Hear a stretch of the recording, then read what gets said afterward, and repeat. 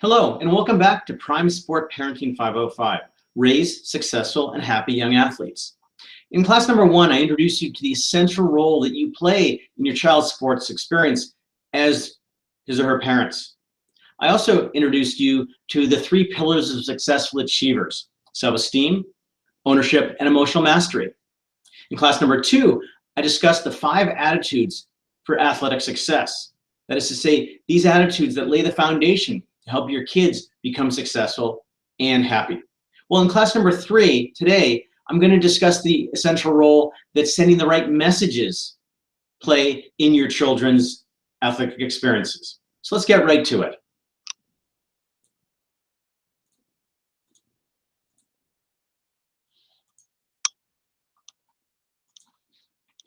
Let's start with a question. How did children become who they become? Well, it starts with nature. There's an overwhelming body of evidence that indicates that who your children become is heavily influenced by the genes you give them, whether it's body type, hair color, intelligence, or temperament. Nature, the genetics they receive from you, play a big role in who they become. But I don't like to talk about nature or genetics very much because the fact is your kids have no control over them. And for me, genetics are not destiny. Just because your kids are born a certain way doesn't mean they're going to be that way, because very strong evidence also indicates that nurture, that is the way you raise your kids, the experiences your children have in their young lives, also shapes very powerfully who they become. Nature is influenced in a number of different areas. First and most powerfully, within your family. You as parents have an immense impact on who they become based upon the experiences you have with them. Also, as we all know, peers play a big role in influencing who your children become.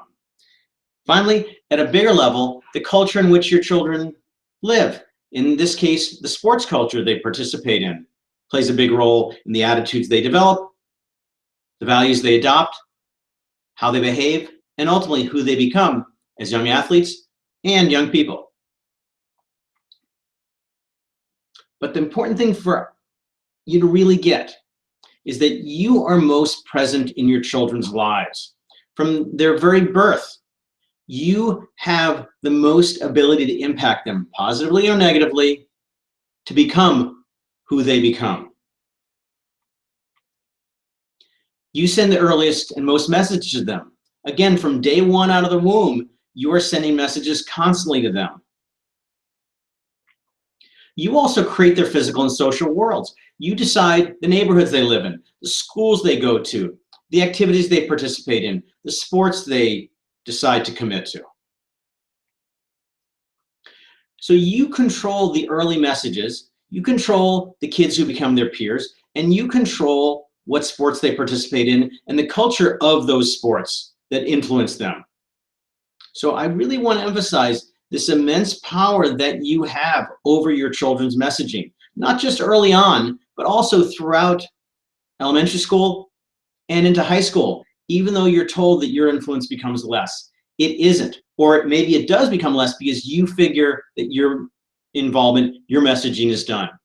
But I encourage you to keep sending those messages because your kids need those messages. Another question to ask is, why are messages so important? And it boils down to one simple statement that I believe so powerfully about the development of young people. Your children become the messages they get the most. So whatever messages are sent to your children most frequently and most intensely, they will adopt them, they will ingrain them, and they will become those messages. This is a very important thing to realize, and I hope you see the gravity of it, and also you see the power of the influence you have on your children. The fact is, you send messages to your children all the time, consciously, unconsciously, aware or not. Your kids are constantly getting messages from you. Also, your children receive messages from many sources. Their peers, the broader culture, teachers, coaches, other people in their lives are constantly sending messages to them. You, of course, want healthy messages to get to your children first. Because if you can get those early messages to be the healthiest ingrained in your children, then when they're exposed to the unhealthy ones, they won't have much of an impact because your healthy messages will already be entrenched in their minds. I can't emphasize enough how important of a responsibility messaging is, because it goes back to at the top of the slide. Your children become the messages they get the most. The way we talk to our children becomes their inner voice. So this is another way of saying that, again, the messages that you're constantly sending or that other people or our culture is sending, they internalize those messages, and that becomes the way they think about themselves, about you, and about the world. Unfortunately, for all the good that sports can bring that I discussed in class number 1, the reality is that sports send a lot of bad messages to your children. Let's explore them. So again, your children are bombarded by unhealthy sports messages constantly on television, when spectating, with teammates, coaches, other competitors. Some of those messages include cheating, and we hear constantly about teams and athletes who have cheated. Drugs are ubiquitous in our sports culture, the Olympic level, the professional level, in college. Also the mentality that winning is the only thing, and that leads to the cheating and the drug use. Also, that kids are led to believe that sports are their way to fame and fortune. We also see so often in different sports excessive celebration, poor sportsmanship, rubbing the losers' noses in their failures. And then, of course, we see fighting so often at the highest level of sport. So these are messages that, again, your kids are constantly bombarded by, and they will internalize, unfortunately, very often, because they look up to the very athletes who are doing these things, who are professionals and Olympic and some of the best athletes in the world. You do not want your kids to get these messages, or if they get them, to internalize them. So what are your goals for messaging? The reality is all sport parents want the same thing for their children. First, hopefully, at the heart of your entire kid's sports participation is the notion that it should be fun. And as I mentioned in the first class, a classic bit of research found that between the ages of 8 and 13, 70% of children dropped out of organized sports. Why? Number one reason, it wasn't fun. And in previous generations, sports participation was all about fun, but now it's shifted away so much in many sports and many youth development programs about winning, about success, about aspirations to be professionals and Olympic athletes, however unlikely that is. You want to send the very powerful message that sports are first and foremost about fun. Because from that foundation of fun, hard work, passion, and yes, success will come. When your kids participate in sports, you want them to feel loved and safe and develop that sense of competence that I talked about in class number 1 related to self-esteem. If they feel loved, safe, and competent, they're going to have fun, they're going to work hard, and they're going to find some degree of success depending upon the genes you gave them. I'm sure another reason why you have your kids playing sports is because of the incredible life lessons that they learn that they can then take with them into other parts of their life, whether their education, their careers, later relationships. Teamwork, discipline, hard work, confidence, focus, dealing with emotions, resilience. These are all such important qualities that you want to instill in your children that will be an absolute gift you give them through their sports participation to other aspects of their lives. Yes, from their sports participation, you want them to find success, because the fact is it's fun to win. You also want them to find happiness. You want to have them feel this great passion and joy and excitement about participating. And yes, you want them to find meaning because they see what a wonderful impact sports can have on their lives. And ultimately, so much of our efforts as parents are to ensure that our kids grow up to be decent human beings, value-driven, thoughtful, caring people. If you can accomplish these goals, they're going to be successful in their sport. Though it might not necessarily mean being the best in the world. They will look at their sports participation when they get older and say, playing those sports helped shape who I am. And that also is an incredible gift you give your children. From Magic Johnson, the basketball legend, all kids need is a little help, a little hope, and somebody who believes in them.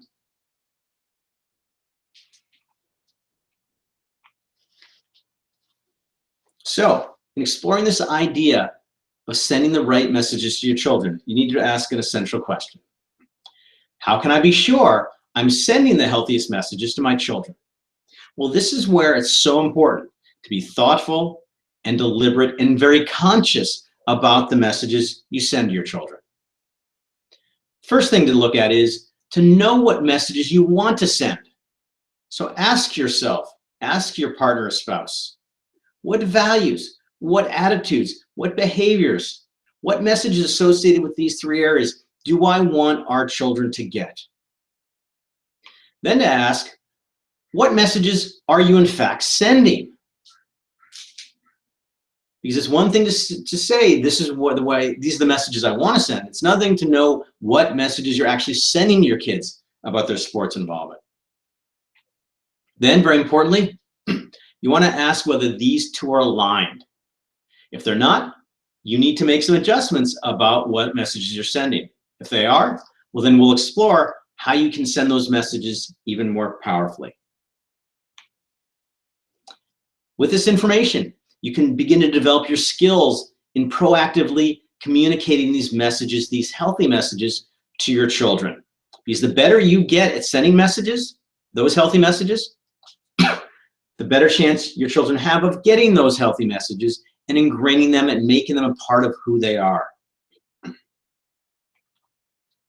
Start with an exercise with a couple of key questions. And you can either stop the video after you see the questions and complete them in the workbook now and then restart the video, or complete them after the class. What are the primary messages you're sending to your children about sports? Look at how you behave, your emotions, what you say to them, and figure out whether the messages you're sending are what you intend. Here's a tough thing to do. Ask yourself this question. Look in the mirror and ask, which of these messages are healthy and which are unhealthy? Because the fact is, as parents, we're also human beings and we have needs and drives and goals that sometimes can convey unhealthy messages, particularly about sports participation. So you have to be honest with yourself and really be clear about, am I always sending healthy messages, or are there some unhealthy messages I'm sending? Then, if in fact you might be sending some unhealthy messages, ask, what different and healthy messages do you need to send? Because if you know what kind of messages you want to send, you're going to have a much better chance of communicating them.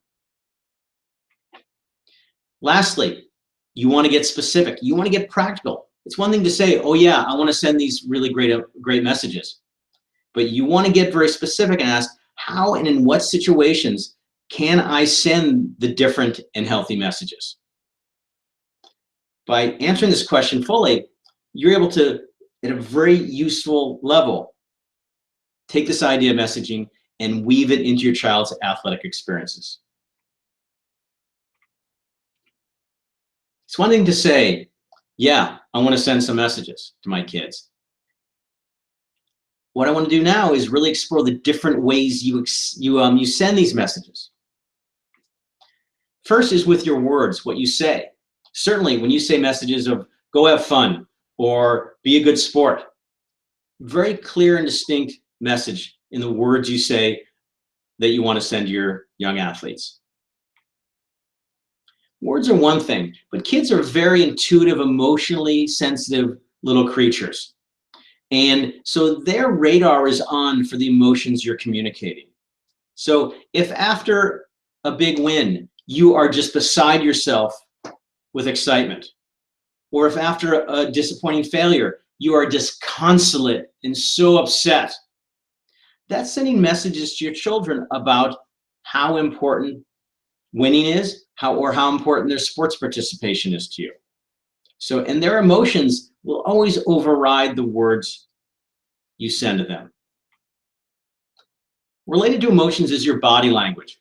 Body language is a very subtle thing, and yet kids are also very attuned to your body language.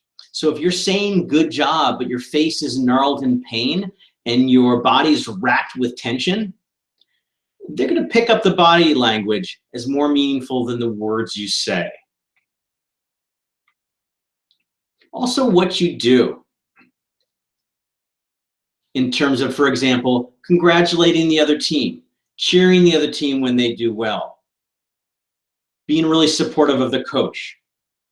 Your behavior in their sports situation sends some very powerful messages. Also, who you are. During the course of the day, when your kids are around you, they see you being you.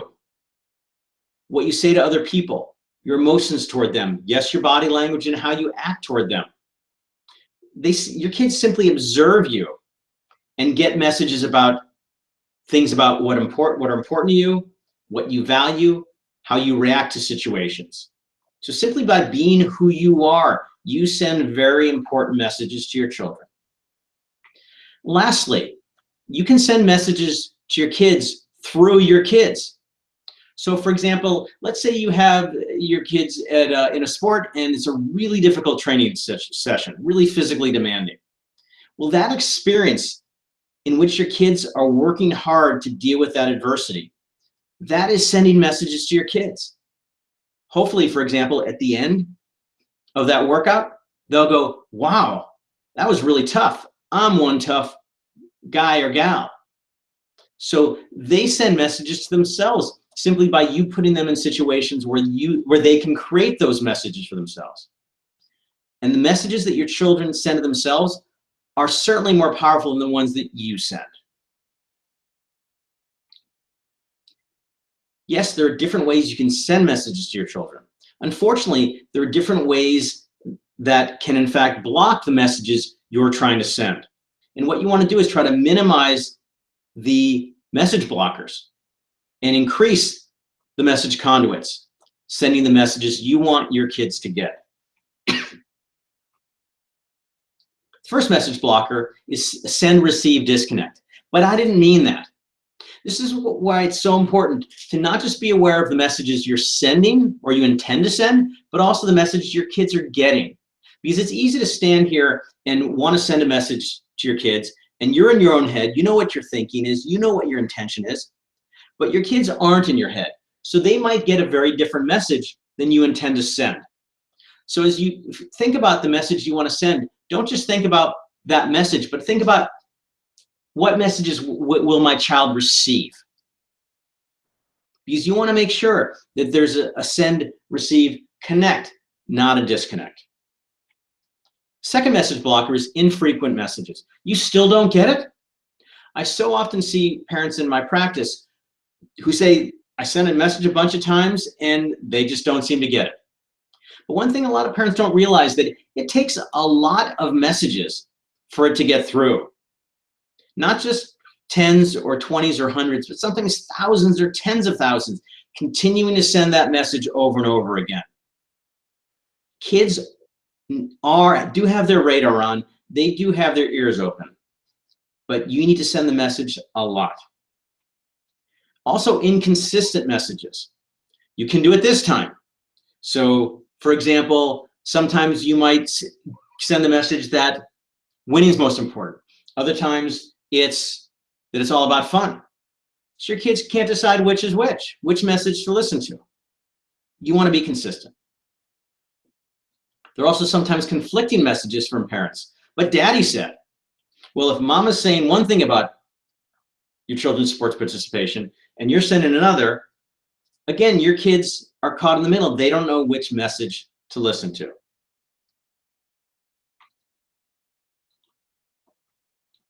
No doubt your kid's social world has message blockers that are preventing your messages from getting through.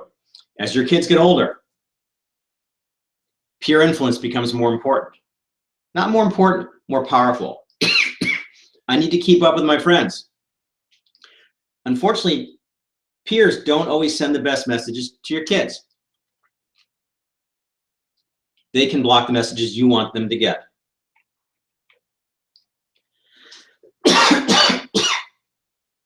Unfortunately, our present-day sports culture also sends a lot of negative messages, unhealthy messages that can block your messages, such as, you better win. Your goal is to remove these message blockers so the healthy messages you intend for your kids to get, they get. Another set of exercises. 1, which message conduits do you use well and which do you need to improve on? So look at the list of message conduits from one of the earlier slides and decide which ones you're good at sending messages through. And then also identify the ones that you need to work on to get better at. Then identify the message blockers that are frequently in the way of your messages to your children. Identify the ones you need to remove, and then figure out how to remove them. Again, you can either stop the video now, complete the exercises in the workbook and restart it, or save the exercises for after class. Here's some key messages you want to send your children in order for their sports participation to be as valuable and meaningful as possible. First, you want to tell them to give their best effort. Now, I know this is a cliche, oh, just do your best, but this is the foundation of your children's success. If your kids can get the message of hard work, of best effort, they will become as good as they're capable of being given the genes you've given them. This is a message you need to constantly give for them to get that message. Be a good sport. In the sports culture, you see a lot of bad sports. I'm pretty sure you don't want your kid to be one of them. So talking about being supportive of your teammates, being a good sport to competitors, responding positively when they haven't done well. These are all important components, important values of being a good sport. Having fun, I talked about this earlier. This should be such an overriding, such a fundamental message you send your kids, that they should have fun. Because you know what? If your kids are in fun, they're going to develop a passion for it. They're going to work hard. They're going to be committed. They're going to get all the wonderful benefits of their sports participation. So it all starts with fun. I touched on this a minute ago, teaching your kids to support their teammates. You want them, whether their teammates sometimes beat them, take their position, to always be supportive of their efforts, because you want their teammates to also support your child. This is a big one, getting your athletes to listen to their coaches. When the coaches are talking, stop the distractions, eye contact, pay attention, listen, focus on what they're talking about, and then put it into action. It's a sign of respect, and it's a sign that's absolutely essential. It's a skill, really, that's absolutely essential for later on with teachers and with bosses. And of course, yes, with parents. I don't want to thoroughly downplay the value of winning or success, because the fact is, a big reason why most young athletes participate in sports is because it's fun to win. But winning is the end product. If they do all these other things, they have a better shot at finding success. So for me, winning is just icing on the cake. It's that last piece of the puzzle that makes it all complete. But just because your kids don't win doesn't mean they don't get a lot out of their sports involvement. Lastly, this is something you cannot say enough. I love you, I love you, I love you. Before competitions, after competitions, win or lose, success or failure, If your kids know you love them, no matter what, they're going to go out onto the field of play and play their best and have the most fun and get all the great benefits. So say I love you as much as you possibly can. Shout praise and whisper criticism. You want to make sure that when your kids are doing great, you let them know it in the most enthusiastic and loving way. And yes, on occasion, we do have to criticize our kids. Hopefully not for losing, but providing constructive feedback in a gentle, calm, and loving way. Here are 4 rules to help you get the most out of the messages you send your kids. First, use multiple conduits. What you say, your emotions, your body language, who you are, what you do. The more different directions your kids are bombarded with the messages you want, the more likely they will A, hear them, B, ingrain them, and C, make them their own. Use loudspeaker and stealth messages. Loudspeaker messages are ones where you very overtly and clearly say, go out there and have fun, or it's important for you to be a good sport when you compete. There are also stealth messages where, for example, simply by having your kids participate in a sport, they're getting a message about health and fitness, about teamwork, about resilience, about perseverance, whatever it might be. So look for opportunities to blare those messages out to your kids and look for those ways to sneak those messages into their sports experiences. Let your children shape your messages. The fact is, every day in your kids' sports lives, they have all kinds of different experiences. They're exposed to all kinds of different challenges. So when those situations arise, use those as opportunities, as teachable moments in which to send messages about your kids' sports experiences. Lastly, be active. As you well know, being a sports parent is not a part-time job. And those once-a-week pep talks, those cheers on the sideline at games, at competitions, they're fine, but they're not enough. Constantly look for those moments when you have the opportunity to send healthy messages to your kids. Another set of exercises. And again, once you see the exercises, you can turn off the video, complete them in the workbook, and turn the video back on, or you can do them after class. Identify 3 healthy messages you want to convey to your children. Think about within their sports participation. What are 3 messages you want them to get with absolute clarity? Then describe the conduits you're going to use to communicate those healthy messages. Because I really want you to take these ideas that I'm sharing with you and put them into action every day.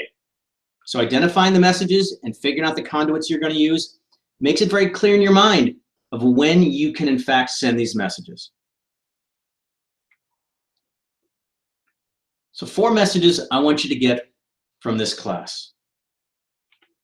First, foundation of it all, this basic belief that your children become the messages they get the most. Second, take control of your kids' messages in their sports experiences. Be deliberate, be thoughtful, be conscious. Make sure that you are actively sending healthy messages to your kids about their sports and doing everything you can to block out those unhealthy messages. Because if you don't take control of your messages, other people will, whether it's peers or sports culture or coaches who can sometimes send unhealthy messages. This goes to self-awareness. Know what messages you want to send and send the messages you want. So being very clear in your mind of the messages you want your kids to get in their sports participation and constantly sending those messages. Lastly, what I call the 3 Ps and the 1 R. The first is patience. Recognizing that your kids are not going to get the messages you want right away. They have to hear those messages over and over and over again. So not getting frustrated, not getting impatient, recognizing that this is going to take a while and I'm going to keep those messages coming.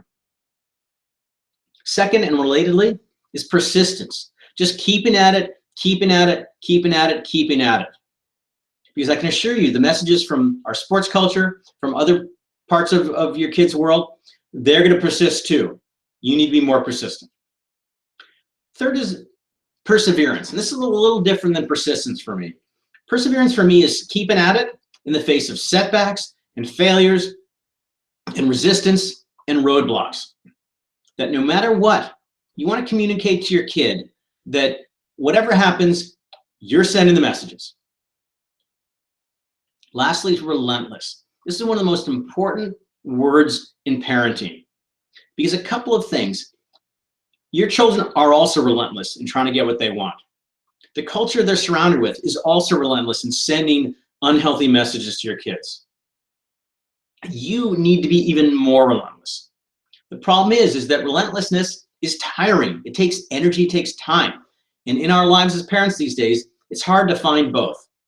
But that is something you need to find, because that is the gift you give your children, that you are going to fight and fight and fight for your children, for the messages that you want them to get, against all those unhealthy messages that they're being bombarded by from their outside world.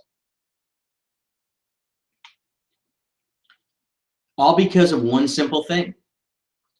Your children are listening. Even when they're saying talk to the hand, even when they're ignoring you, even when they're doing just the opposite of what you want them to do, constantly remind yourself that your children are listening. And so your fundamental responsibility is to make sure that they're listening to messages that you want them to get. It's the class number 3 challenge. Commit to sending healthy messages to your children. What a gift you give them with those healthy messages to protect them from all those unhealthy messages that they're being bombarded by. At a practical level, I want you to identify 3 messages you want to send to your children. 3 simple messages about their sports participation. Choose 3 conduits through which to send them. Figure out the conduits that you feel most comfortable with, that you feel they will get most readily. And then, as you explore these messages and these conduits, look for any message blockers that might prevent your children from getting these messages, whether it's their peers or their coaches or the broader culture, and do what you can to remove them. So that concludes class number 3. If you have any questions, any comments, feel free to email me. Otherwise, I will see you next week.